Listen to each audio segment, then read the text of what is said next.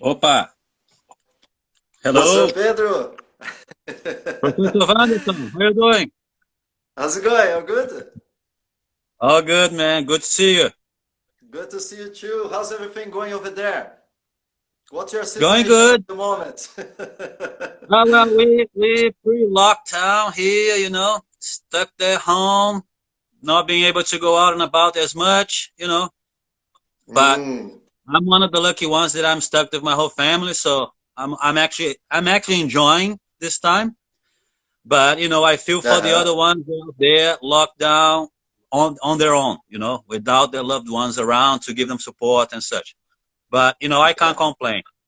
I can't Mm-hmm. complain. Yeah, yeah. How are you That's doing there? awesome. Yeah, yeah, the same.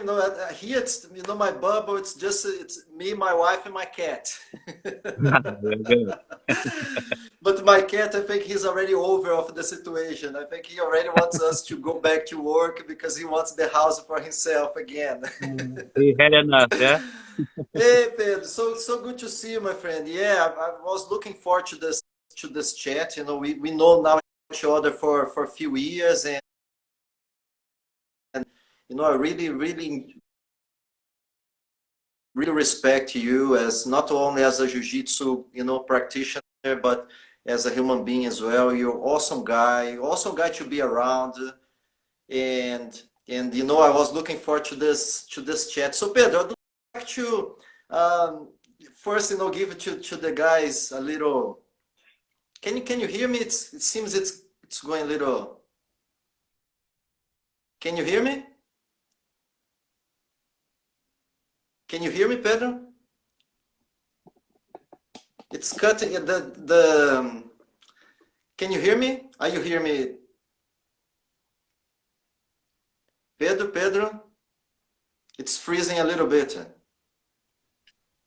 I can hear you. Maybe I Okay, it's go to much another room better. of the It's freezing a house. little bit, Pedro. Your camera is freezing a little bit.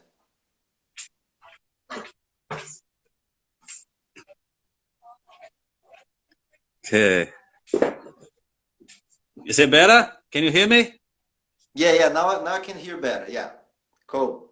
Cool. So Pedro, I just would like to tell the guys, how we met, and I think it was a really interesting story. So I came to New Zealand in 2009, and Yeah. so I spent some time training at Paulo Sorriso gym because I was living in a backpack really closer to Queen Street, and back then his academy was at Queen Street.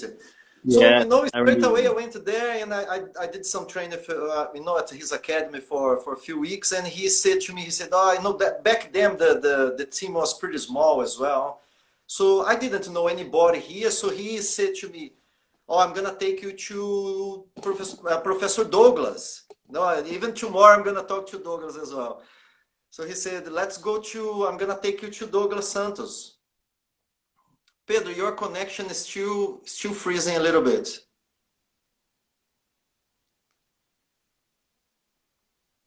Can you hear me? Yeah, your Now connection is I freezing a little did bit. close down. Yeah.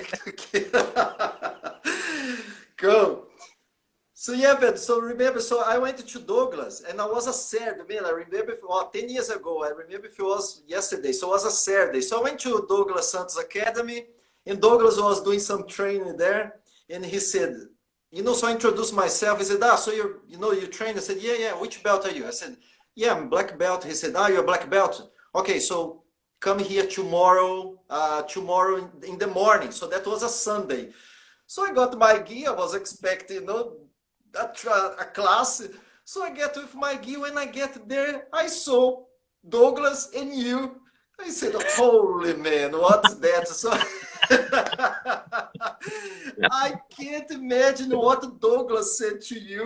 Call you, said, "Hey, Pedro, has this guy? He's saying, he's a black belt. Come here so we can test this guy out."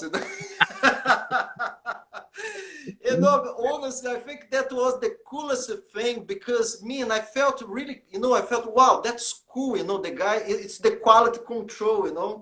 Those guys, and man, it was you and Douglas there. Said, okay, now, we just quick introduce, each other and said, okay, let's roll. Okay. And we Okay. start rolling, man. Yes, the rest it's history, right? Do you remember that, Yeah. Pedro? I remember. I remember. And then also back on those days, there wasn't many black belts here. So whenever a black belt arrived Mm. fresh from Brazil, wow, for us it's great because it's training. You know, we didn't have as many students that could give us good training. So every time someone arrived from Brazil fresh, especially being a black belt, for us was great. So Douglas was always contact me, say, look, there's a black belt just arrived. So we're gonna train tomorrow. I say, oh yeah, yes, awesome. Then there was a quality control. Like you said.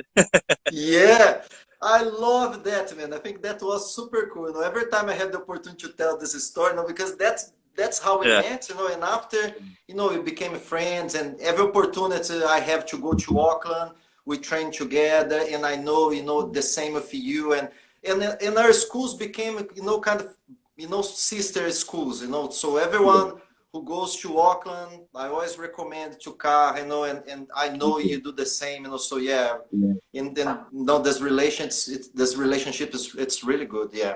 So Pedro, can you just give a little bit of the your story, you know? So when did you start jiu-jitsu, Pedro? Why did you start BJJ? Okay, I started in 1991, Mm. and back then uh, in Brazil, we all of us used to do some sort of martial arts, some sort of self-defense. You know, we all, at least on my group of friends, we all wanted to know how to defend ourselves. Mm-hmm. So when I started jiu-jitsu when I moved to the south of Brazil. I'm originally from Rio de Janeiro, and then when I was living in Rio de Janeiro, I couldn't afford to train jiu-jitsu because it was expensive back then. So I was doing luta livre, which is like it's like no gi. It's no gi. BJJ no gi. You know. But back then, you know, it was separate. Jiu-jitsu, we didn't used to train jiu-jitsu no gi as often as people do nowadays. So there was two different martial arts: jiu-jitsu with the gi, and there was the luta livre, which is like submission wrestling or just no gi. So I did that for about a year, and that was 1990. Then in 91, I moved to the south of Brazil, Florianopolis, and I wanted to keep on training luta livre, but there was no luta livre there.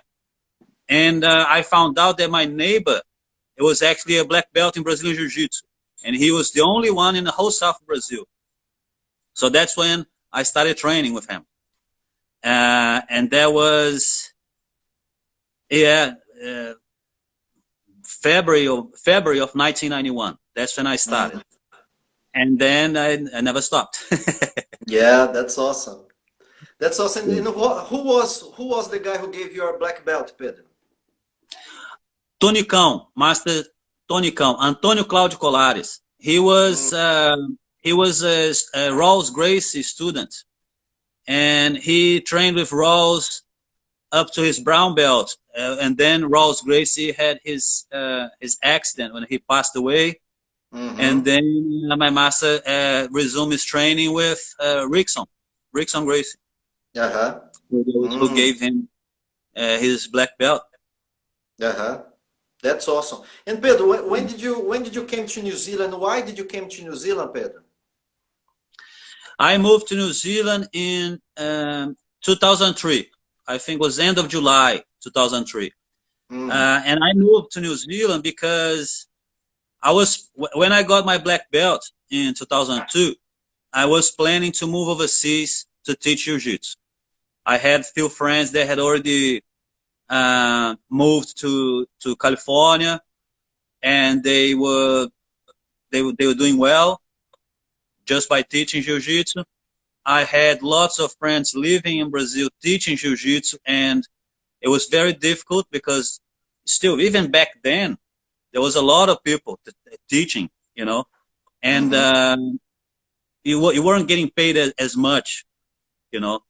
So I saw the potential of moving overseas and making a good living out of teaching jiu-jitsu, and that's what I wanted to do. That was my plan. So I didn't know anything about New Zealand back then. All I heard about was Queenstown and bungee jump and all that, the radical sports that people do there. I knew about Australia because I'm a surfer. I surfed for ages, so I knew a lot about Australia and Australians because of surfing. But so I was planning. My plan was to go or to California because I had friends living there, or to Australia because I knew something about Australia. New Zealand never crossed my mind back then.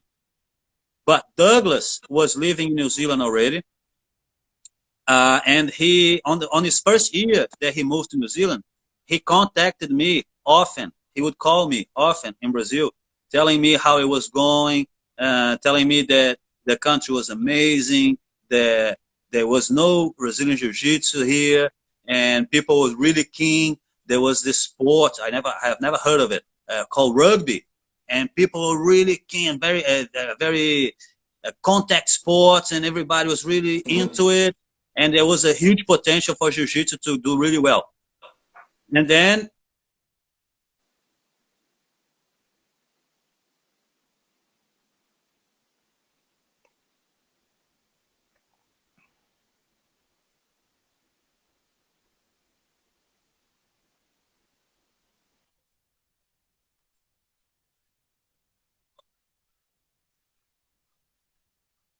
applying for a visa. I said, oh, well, okay, maybe I'll go to New Zealand then, and then I'll see how it goes. So I arrived here. They issued a visa as you enter. I mean, at least back then. And then that was the beginning of everything. I came here together with Douglas. He was already here for a while, and then he went to Brazil to visit his family. And then when he came back, I came with him. And then that's when, I think you came here was 2009, you said? 2009, yeah. 2009. Yeah. So after that, because when I arrived here, I arrived and I started teaching with Douglas. We started teaching together. I was kind of helping him out and all that. And we were living together. We were roommates. We were living in the same room for a while. He hated it because I snored so loud. He hated it. Man, because when I go to sleep, I snore badly. Like people in the other room can hear it. And he couldn't sleep, man. So it was different. For both of us for a while, But then, so what happened is back on those days, we were 2 black belts teaching on the same gym. So it didn't make sense. There was this whole country, a lot of people wanted to, people didn't know much about Jiu-Jitsu then. So it was difficult to make a living with Jiu-Jitsu. So we still kind of had to have other jobs. Jiu-Jitsu back then was still hobby. We just want to keep training. So we're teaching people so we can train with, because majority of people here had no idea what Jiu-Jitsu was back then. I came here with plans to teach the special, the Army, Navy, police, security companies, you name it. I had all these ideas, these plans. So I sent my CV to all these places, and they didn't want anything to do with it. They no, we have our own training. Don't worry about it. Thank you for, but no thanks. And I say, oh well, okay. And then I had to find a job on hospitality or here or there, construction, you name it. And then finally one day, the UFC became what it is, pay-per-view all over the world. And then people started finding out about Jiu-Jitsu. And that's when things started to work away. Yeah. And so when did you start Tukaha, Pedro? When Tukaha was, you have the idea of, okay, that's gonna be, and where the name coming from as well, because I found such a strong name, Tukaha. So after that, when did you establish the first Tukaha Academy? Okay, so I started Tukaha in 2005. Yeah, 2000. I started teaching on my own in 2004, and then I started to have that idea of I didn't want to call my club my name. I didn't want it to make Pedro Fernandes Jiu-Jitsu. I wanted to have like a club that was more like was a Kiwi, a New Zealand club. So I am the one running this club, but this is New Zealand. It's not me. It's us. So I had a few Maori students, and always with all respect, you know, I would ask them, say, what do you think? I have this idea. I would like to call the club some Maori name, but I'm not Maori, and I don't want to be disrespectful. So I wanna ask you guys. So there was two of my main students back then. Uh, what do you think? What would be a good name? And you know, would that be all right? Would be? I don't want to be disrespectful. So you know, I asked them all, and they said, yeah, yeah, of course, no worries, no problem, yeah. So they came up. I thought the name Kiakaha, and they said, oh no, Kiakaha is like it's like a gang slang. I was like, oh really? Oh okay. No, then I don't know. What do you suggest? And then he said Tukaha. He is Chris Bailey. He was one of my main guys back then.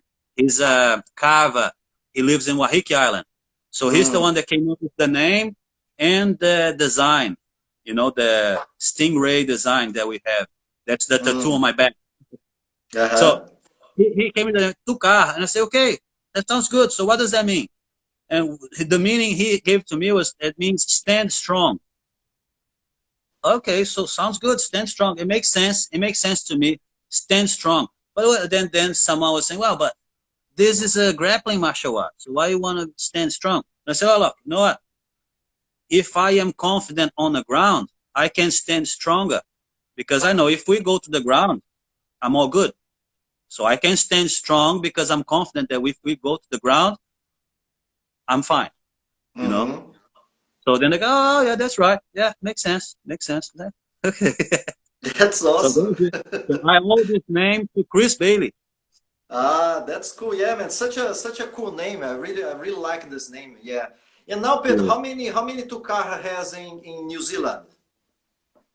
Okay, we have the main one that I'm teaching. We have one out west in New Lynn. We have one in Seattle.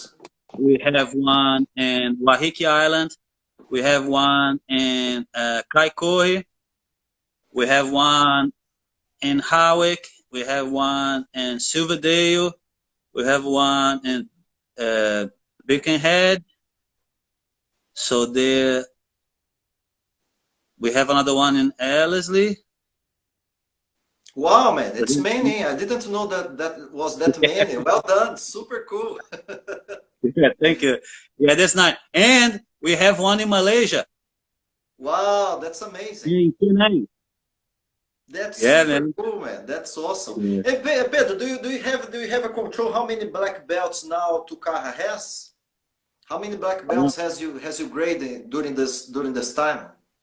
Yeah, we have about 12 black belts.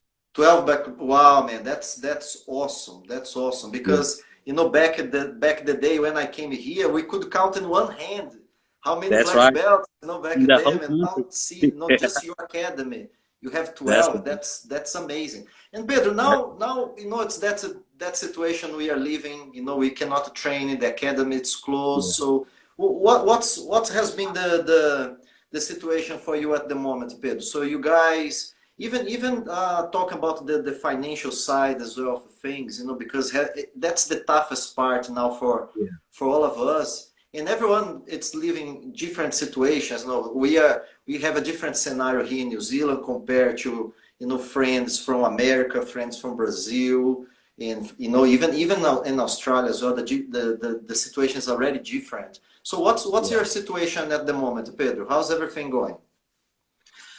Man, the gym is obviously closed, unfortunately. And my idea, I would like to be able to come back to training at level 2. But it could be that we just go back to training at level 1. But the thing is, Jiu-Jitsu is a full contact sport. It's really... We want to try and come back to training as soon as possible, but still we want to try and keep the social distancing going on at some level. But it's really difficult to do something like that in Jiu-Jitsu. We can try and do some solo drills and all that sort of stuff, but solo drills is just one aspect of the training. It's just one little part of it. Training jiu-jitsu is sparring. You know, it is all that sparring that we love. And we can come up with some ideas to try to minimize because we have a big group. We have, like, say, we have a class with 30 people. Right. Okay. When we do a normal class, 30 people, everybody, I mean, most people will be rolling with each other, will be, you know, shoulder onto shoulder, and then, you know, you can't fit 30 people on a mat without people kind of getting into each other, right?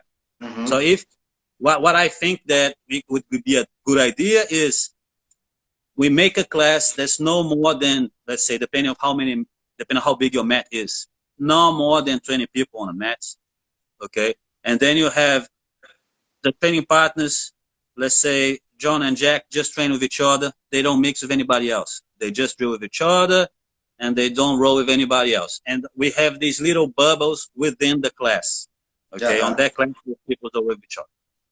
So I've been trying to think of things, ways to open the gym as soon as we are allowed to, but making sure that people come into training.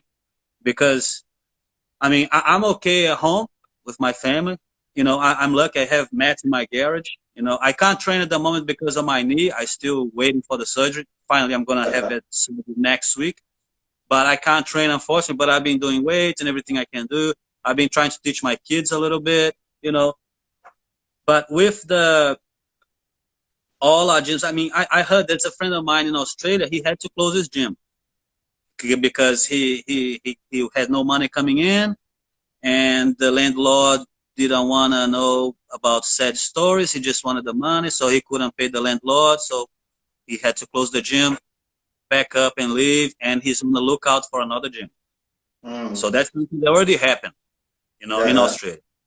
So here, I know that's one of my guys. The gym he teaches out west also is the landlord is being a bit funny, so he might have to find another place as well. So that's another gym that is already kind of struggling with this. I'm lucky enough to have a good deal there where I am, and we're managing to keep the things going. You know, even though the gym is closed and all that, it seems like it will be all right to hold on until we are allowed to open. Now, for the gyms that they aren't getting paid anything and they are closed, and they will be wanting to open as soon as possible because they need to make some money, right? What I suggest would be open the gym and start working on private classes, you know, even private group, little groups, 4, 6, like a private class, but it's a small group, like a small bubble. And these guys already train with each other every time, maybe 2, 3 times a week. These 4 guys just train with themselves, you know.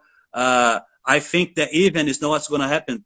Might have to the main guys of the gyms, the top instructors or all the instructors, might have to go get some COVID tests, get tested, and make sure you have a test saying, look, I got it tested and I'm all good. I don't have COVID-19. So you guys all can come training. I'm all good. You know, because the instructor is going to be the guy that's going to be participating in every bubble. So at least the instructor needs to be clear, right? So at least this is all to make it to make the students feel more confident in coming into the gym, knowing that, you know, it's safe. In the end of the day, we want to make sure that we still train jiu-jitsu in a safe environment, right? Not only from injuries and stuff, but now from COVID-19. You know, so we're gonna have to have all those hand sanitizers everywhere. People now might have to fill up another type of waiver as well, you know, and on that, we're going to have to be able to trace it, where this guy have been, because the government will want something like that. Because if you come into the gym mixing out with all these people, someone there tested positive, they need to be able to trace everybody else's steps. Uh-huh. So that's something that's the reality as well that we're gonna have to face. Mm-hmm. Yeah. And Pedro, So, and are you still, how's the fees going? You guys still, do you getting a support from your students? They still paying, or it's everything on hold? At the moment here, just to give an example, so at the moment, even before the announcement of the level four, I made the decision even to take a little bit of the pressure of, the people. So we put all the memberships on hold, and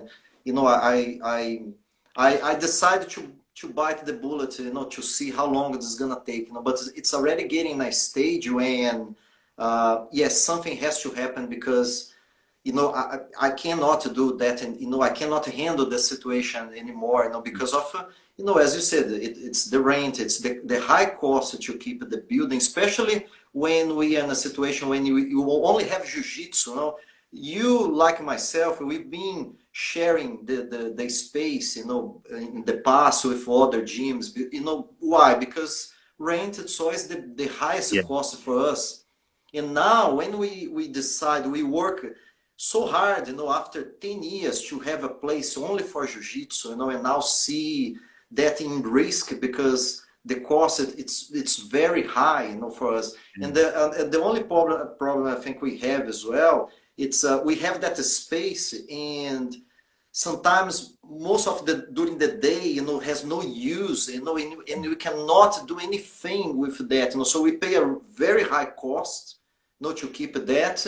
And in another hand as well, there are no insurance, we cannot insure us, no one give insurance to us, so now we see, all the instructors in this really funny position, because we don't have the answers, and the support now, it's something so important, for everybody. So how's the situation for you right now, Pedro?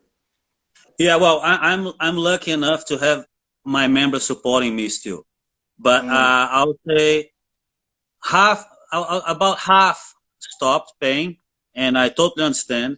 A lot of people lost their jobs. A lot of yeah, people are on unpaid leave, yeah. and I don't want to make it harder for anybody else, harder than what it is already.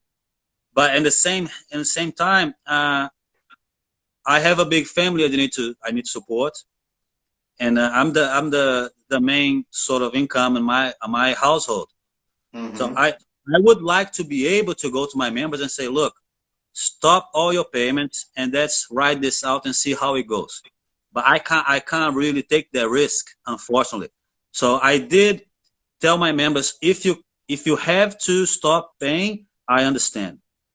But if you can keep paying, please do, because if we have to close the gym now, when this is over, I won't be able to open the gym. I will have to get a job because I won't have the money saved to start all over again. I'll have to get another job, and then who knows what's going to happen.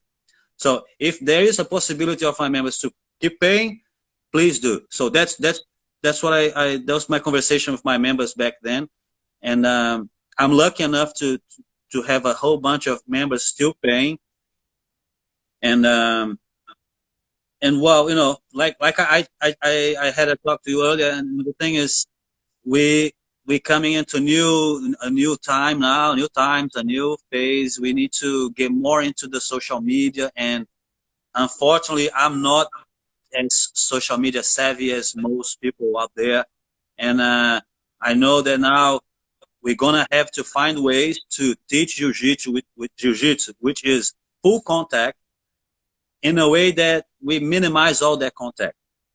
That's very difficult. Yeah. And I really like the part of the class, in the end of the class, where we all shake hands and hug each other. I love that part. But we can't do that for a while now. Who knows when we can do that again. But, you know, it's one of those things. So, yeah, my members are amazing. And I couldn't do it, what I'm doing. I could keep going. I couldn't keep going if haven't had the support of my members. So I am forever thankful. And after this is over, I'm definitely gonna I mean, after it's all over, I'm hugging them, my members, big time. I'm gonna hug them big time. But Yeah, I for have to sure. reach at least level 1 or level 0. I don't know. Yeah, no, I understand. Yeah, I think it's important, Pedro, for us to share that, especially because we can find sometimes ourselves in this lonely place as well, when we need to figure out all the answers, and we don't have those answers, because every day it's a different, it's a different scenario, and we need to be present and take as it comes, because we don't have the answers. No, it's a very, very hard one. I had really hard moments, and during this time, and I know I saw you doing some meditation as well. Can you talk a little bit how that has been help you during this moment, Pedro? Yes, yes. Man, I love meditating. I've been doing meditation for a long time. Now I'm being more, even more focused on my meditation because it does help me a lot. And I recommend to everyone. I recommend to all my members, and I recommend to all my friends and family, because it's in a time like this, it's really easy to just feel really depressed and not being able to see any good coming out of this. It's really a lot easier to focus on all the negatives and everything that's going wrong. But I think that at least with me, when I do have a time to just breathe in and focus on my breathing and just trying to turn all that noise off, just focusing on myself, on my own peace, I think that's vital to me to be able to get through what we're going through. I've been also, I always did, I've been doing this meditation for a long time, since I was like my 20s. That's when I started. It's just focusing on the breathing. Inhale, exhale, don't think of anything else. Always just think on the breath coming in and going out. That's what I always did. I Mm-hmm. learned now, I not long ago, one of my best friends, I met one of my black belts that's actually now in Nelson. Mm. He told me about the Wim Hof breathing. So Wim Hof breathing is the Iceman, Yeah. the Dutch guy. He is amazing. Mm-hmm. Love him. He does all the ice baths and the cold showers and all that. So I've been doing a lot of his breathing, and that's been helping me a lot. And I've been doing that every day, and cold shower. And man, I swear by it. It's great. I recommend to everyone. I'm not even whenever this finish, I'm keep on doing this because it's something that it made me start doing it, because I heard about the Wim Hof breathing a long time. I mean, Matt told me about this maybe 5 years ago, and it took me all this time to finally start doing it. It took a pandemic for me to start do the breathing, and that's a positive that came out of it, because that's definitely helping me, Mm. That's and I amazing. recommend big time. Yeah, that's super cool. Yeah, and another cool thing as well about that, to see, see, your videos, and I think the community now it's really, really generous with that, so everyone is trying their best to put information out there, Yeah, yeah, to help each other, and especially, with those techniques, something very, very practical, to understand yeah, the meditation and understand the breathing. And also this is gonna help not only in the situation, but we can carry those benefits for our jiu-jitsu practice as well, of definitely. course, right? Yeah, The breathing is such a massive part of yeah, what we do, huh? definitely, definitely. I Mm. agree 100%. And Pedro, let's talk a little bit now about jiu-jitsu, Pedro. Yeah. I know more the technical side. So, how much are you following, Pedro? This new. I'm not gonna call new because holy man, we see those things. Doing jiu-jitsu for more than 25 years. You see those waves, of things Yeah, coming. yeah, Once was the bicep crunch. Once it was the wrist locks.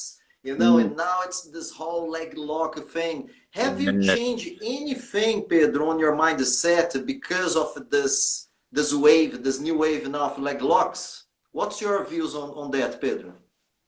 Okay, no, well, I didn't change anything on my training, but what I do is I'm not a big fan of heel hooks and leg locks, anything like that, because it's the school I come from. You know, I was back on those days, on the 90s, early 90s.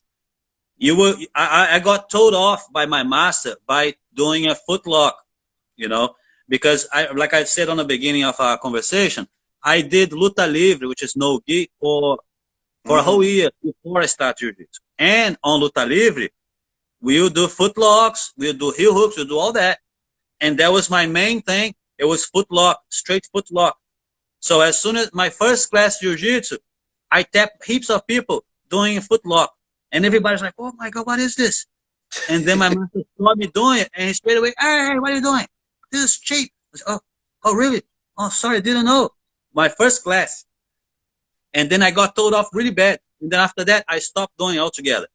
So then that was my beginning on jiu-jitsu. I got told off, foot lock's no good. Okay, so then I stopped doing it. But now it is all good. And, you know, if you think about it, it is a big part of our body is our legs. So we can't actually completely ignore it. Okay? But it's not something that I enjoy attacking. But I do go for toe holds now and then, you know, whenever the foot's right there in front of me, I toe hold it, you know. Don't leave your foot in front of me, I'll toe hold it. But I don't really like going for heel hooks and stuff like that, but it's important more and more that we learn how to defend, because you might not want to do it, but you need to be able to escape or at least try to avoid it. So you know, purple belts, blue belts, they want to train what's, you know, the new stuff, you know, berimbolo, reverse de la rivas, you know, crab back attack, you know, all those names. I don't even know what that means, you know. Hey, master, what is the crab stack to the back? I say, hey, what? I have no idea what you're talking about, but you know, show me what it is. And they go, okay, this move, all right. But anyway, there's all these new crazy gods and crazy different names. I don't know the names of all the new stuff that's going on. I rely 100% on the old school jiu-jitsu that I learned, and that's the one I teach. And I mean, I consider my jiu-jitsu old school, but they are older school than me and than us, you know. Our masters, they are the old school, right? But okay, we are, let's say, mid to old. But what I do is, when I'm rolling with someone that I know really likes heel hooks and foot locks, and I tell my students, look, if you want to attack on me, it's all good, no problem. But don't attack someone that is lower level. I mean, if you're a purple belt, don't go and do that on a blue belt, you know. Attack brown and black, all good, purple, but let's try to keep that away from the beginners. Yeah, let's the beginners focus on the beginner stuff. That's what I think we need to, as coaches, we need to reinforce that you need to learn step by step, block by block, to build the foundations, and then you got your basics right. Okay, now you go do whatever it is that you think you like. But if you don't learn the basic scissor sweep, the hip bump sweep, arm bar from the guard, triangle from the guard, cross choke, you need to learn these things. These are the basic things of jiu-jitsu. You need to know that. I tell my students sometimes, like, you need to have a good close guard, so your opponents don't want to end up in a close guard. Because if they do land on your close guard, that's it. You're going to sweep, you're going to submit them. So make sure that your close guard is very good. Then you can start working from the open guard. Because your opponents, if you don't have a good close guard and your opponents land on your close guard, oh, you don't know what to do. You actually want to open the guard to attack, you know. You're going to help your opponent. So let's focus on our basics, build our basics, and then from then on, you can start creating your game or whatever it is that you fancy, you know. So I really give my students the liberty to try to find whatever game is their game. I give them their freedom to do that, because I think that's vital for them to grow as jiu-jitsu practitioners, you know. I don't want them to just to do what I do. Also because, you know, I don't know all of it. I know some stuff, but I don't know everything. No one does. But the thing is, we need to be able to guide them. Or what I try to do is I see, oh, this guy have his body type would be great for this type of game. And I tell him, look, well, it's a guy's a beginner. He has no idea of anything. I say, look, for your body type, you'll be good at doing guard. You know, so I suggest you start playing from your back and, but, you know, learn these things and then you can start developing your game. But looking at you, man, you're going to be really good at this. You know, so that's the sort of thing that I think as coaches, what we could do is try to guide them on the right direction, but still focus on the basics of jiu-jitsu, because without that, they're not going to go far, you know? Mm-hmm. Yeah, yeah. And Pedro, what's your favorite technique on your game? What have you been? I think our games as well works with the phases. No, so what's your latest phase? So what's your technique? I know you have a really strong arm drag. You know, an arm drag from the stand up, from the guard position. Is this still something you focus? You put your attention more often during the training, Pedro? Yeah, you see now, like you said, you go through phases. That's right. When I was competing on purple belt, I was really skinny, and I didn't have any good takedown. My game was guard. I was always guard, so I would pull to guard straight away when I was competing on purple belt. My game back then was butterfly guard. I'll pull to guard and I'll sweep everybody. That was my game. Even like if I have the guy in my close guard, I would open the guard to butterfly guard to sweep. I found it easier to sweep from butterfly guard than from close guard. So back then, my game at purple belt, very competitive, always butterfly guard. Now, after, a few years, start getting, putting some weights, getting a bit heavier, getting just a little bit lazier, a little bit, getting a little bit heavier. I started to play more top game. And then, when you start playing top game, you want to be on top. You can't rely on your opponent's pulling guard. Especially, when you are, I'm fighting, for a while, I was fighting on medium heavy. So, everybody want to be on top. Unless you're fighting a guy that it is a guard guy, he's not going to pull to guard. So, you need to develop your takedown. So, then I start training a lot of collar drag, arm drag, and all that. I really like the takedown that Tererê uses a lot, Safada. Yes, I love that one. So my game for a while in competitions and all, collar drag. Even if I was on butterfly guard, collar drag. Get that collar, boom, collar drag all day. So that's my main thing.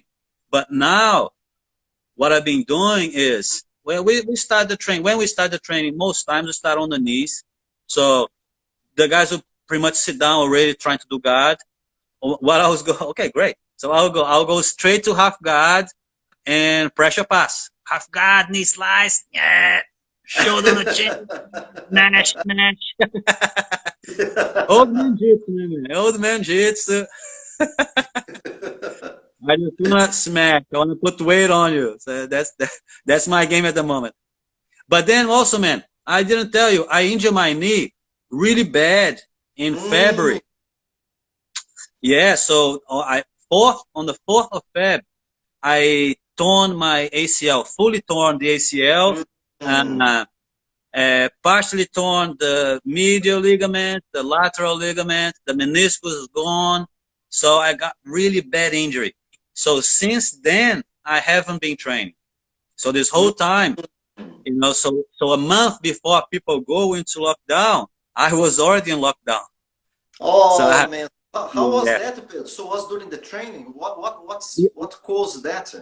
Yes. You see, I was doing my thing, top game, and I was training for competition in Brazil, in Florianópolis. I was going to fight end of March in Florianópolis. And I was training for that. And then that didn't happen. So the guy was pulling to guard. He was trying to do a sweep. I reacted explosively, trying to switch my hips and just kick the hip out of the guy trying to switch my hip off his hook to try and land already on side control. But man, somehow, I don't know what happened. Somehow my foot got stuck on his gi or something. I don't know. But my whole, the motion that I did, it was too explosive, and my knee got stuck somehow, and then there was the horrible pain. I never felt anything like that. It was really bad. And then, well, straight away I could tell it was something bad, serious. But I was, in my mind, no, it's just scared. It's just a scare. It's gonna be all right, no problem. But then it wasn't. I tried to stand up, and the knee was all loose, so it was gone. So I was lucky enough to straight away go straight away. Next day, I managed to see the specialist. The day after, I got a MRI exam, so I got the ball rolling pretty quick. Then I got the surgery booked and all. 2 days before I go into the surgery, boom, lockdown. Oh. Lockdown. Ah. Oh. I know. So this whole time, I could have got the surgery done. I would be just now here, just rehabbing. But no. Oh, man. Yeah, so I'll get surgery done next Friday. So next Friday, hopefully, I'll get the surgery done, and then I can start rehabbing. So, at least, yeah, I have this to look forward to. Get my knee fixed so I can start doing some smashing again. Yes. And Pedro, tell me a little bit from now. Let's make a little comparison. So, who was your heroes? Back then when you started jiu-jitsu, and now who are the new school guys you admire the most? And why do you admire? Which style do you like the most to follow? Which ones inspire you to give you ideas to implement on your game?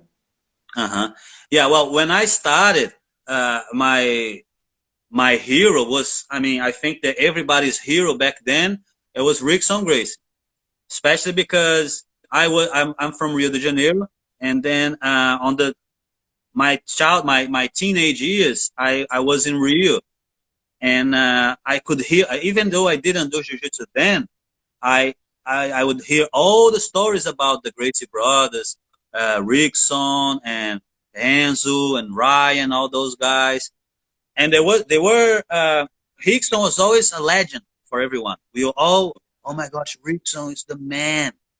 He 400 fights, never lost. He fought that massive guy, Hazulu. Oh my gosh, what? The guy's insane. There were stories of Rickson beating up a whole soccer team by himself.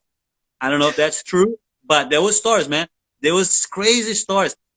If his friends were on the beach and someone got in trouble or something, oh, there's a guy want to beat him up. Oh, call Rickson. They will call Rickson. Rickson will come up to the beach. All problem solved. Everybody's, okay, all good. Sorry, Rickson. All good, all good. So everybody, oh my gosh, Rickson is the man. So back then, when I started, Rickson was my hero. Then my master became my hero because I look up to him big time. He was just the whole lifestyle that he was living then. For me, it was a dream. He had his dojo on his house, He would go surfing every day, come back, train jiu-jitsu. He was living the life that I would like to live. So I was really looking up to him as well.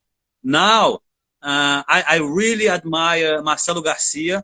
I think that his game is spot on. I love his game. And also because I developed my jiu-jitsu with a good butterfly guard. Like I said, my butterfly guard was my game for a long time. So when I see Marcelo Garcia making the butterfly guard work so well with gi and no gi, I really admire that. So much I have a book of his guard. So you still have a book, So I have a book of Marcelo Garcia here. I also admire Roger Gracie a lot, and reason being is because he's playing the basic of the basic. And he makes it work against the top players in the game. So that it comes to show that the basic works no matter what.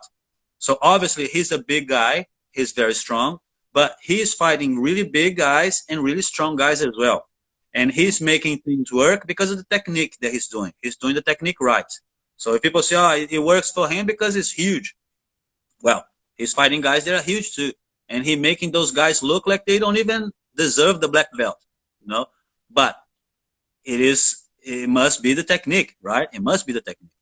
And it is. So I really admire Roger Gracie and Marcelo Garcia. So those are the two guys that nowadays I admire the most. But man, there's so many talented guys out there that I like for a while. I love watching Lucas Lepre fighting as well. I really like Buchecha. Love watching Buchecha fight. And you know, I mean, I see the leg locks and the heel hooks, and I admire that a lot. I really admire Craig Jones. It's amazing how he came out of Australia and just put Australia on the map. It's amazing. And man, and he makes it work. I don't know if you've seen his fight against Vini Magalhães, the Zantep. Mm-hmm. He's a very flexible guy. The way the heel twisted, man, I don't know how he didn't tap for that, but wow. So Craig Jones is the man as well. So I really admire Craig Jones.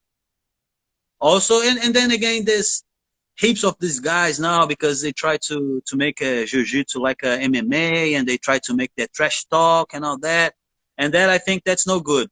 I kind of lose respect for some of the guys. They're amazing at jiu-jitsu, but then they start trash talking to try and sell the fight. I think there's no need for that. So, you know, I rather not. So I really admire those guys. Marcelo Garcia, Roger Gracie, I think they are the top. I really admire Lucas Lepre as well.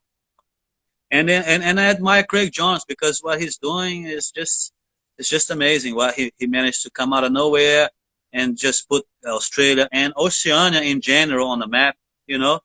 So I think he's a very humble, funny guy too, you know. Yeah, so, yeah. Add that to his CV because he's a funny guy. Yeah. That's awesome, Pedro. And Pedro, and how about this? Do you see, this evolution of jiu-jitsu now? Do you see what changes do you think will be beneficial for sports? Especially, I think we have those two main extremes. We have the discipline of judo. In judo, if you go to a school in New Zealand or in Japan or in Brazil, the system is so the same. The names are the same. In that kind of that respect for the mats, for the instructor, for the members. That respect is so well established. It's so interesting to see that. And what I think Jiu-Jitsu is still lacking a little bit of that. So what's your opinion about that, Pedro? Yeah, I see what you mean. I mean, the Jiu-Jitsu always been a bit more relaxed if you compare to Judo. I remember even on the old days when we were a little bit more disciplined on the Jiu-Jitsu, we were nowhere near how disciplined the Judo guys were. I mean, we could see back then the Judo competitions, the referees already have suit and tie on, there was the amazing amount of respect towards the referee. The competitions were another level, back then in the 90s. And then I would go to a jiu-jitsu competition. Oh my gosh, what is this?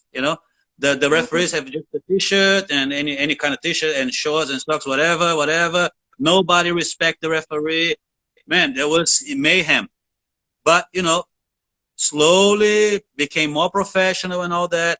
I remember, because also my master was really relaxed.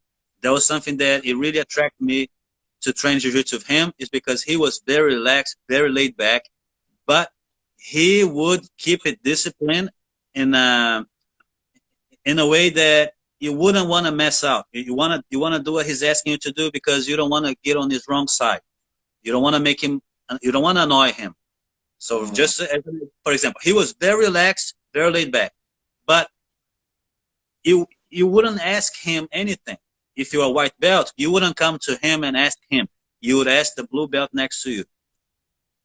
Back then, white belts you have no voice on the mat. You don't say anything. You know, if you have to say anything, you say to the blue belt here, you whisper to him. You what is that? Because the black belts, they won't have the time of the day for any white belt. Back then, they didn't want to, there was relaxed, laid back, but it is, this is a martial art. This here is not I'm not trying to make any friend. I'm talking about, let's say, the master. I'm not here to make any friends. I'm here teaching this martial art. This is what it is.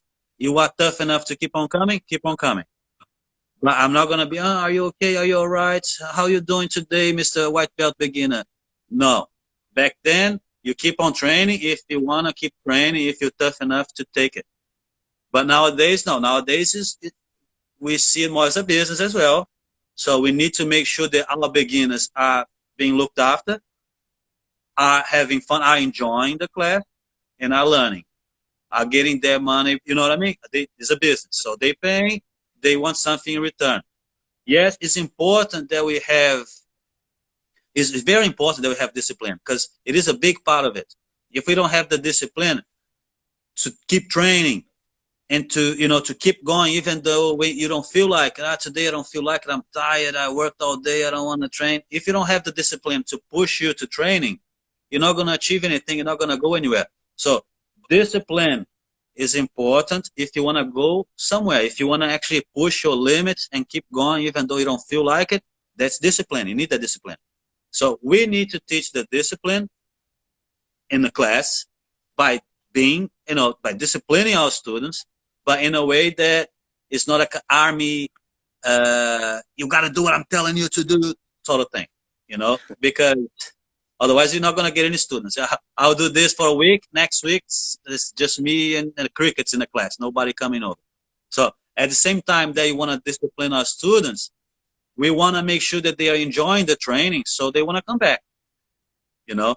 So we need to find the mid ground, you know, not too laid back, not too disciplined. Find a way there where, you know, we can make it work.